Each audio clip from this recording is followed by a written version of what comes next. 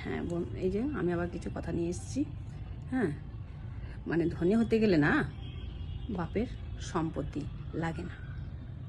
হ্যাঁ, নিজের ইনকামই অনেক, নিজের ইনকামটাই যথেষ্ট। বাপের সম্পত্তি দিয়ে বড়লোক হওয়া যায় না। শুধু নিজের ইনকামটাকে 4 ভাগে ভাগ করুন। হ্যাঁ, প্রথম 2 ভাগ দিয়ে সংসারে যাবতীয় খরচ বহন করবেন। হ্যাঁ, প্রথম যে 2 ভাগ নেবেন সেটা সংসারে মানে কি বলবো, যাবতীয় খরচ হয় সেটা বহন করবেন। প্রয়োজন না হলে খরচ করবেন না। যদি প্রয়োজন না হয় তাহলে আপনি খরচ করবেন না। চতুর্থ হচ্ছে, কখনোই খরচ করা যাবে না, এটা খুব যত্ন সহকারে জমিয়ে রাখুন।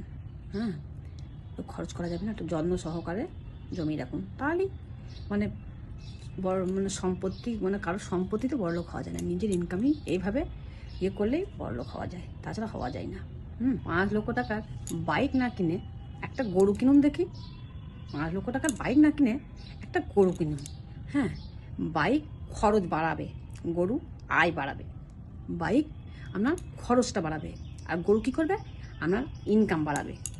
বাইক তেল খাবে আর গরু দুধ দেবে।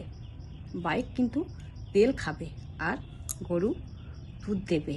বাইক বিক্রি করলে লস হবে আর গরু বিক্রি করলে লাভ হবে।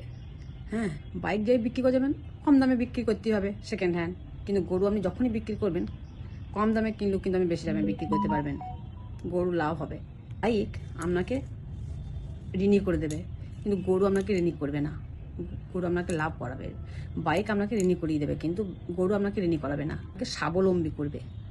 গরু আপনাকে না স্বাবলম্বী করবে, গরু আপনাকে ঋণী করবে না, স্বাবলম্বী করবে।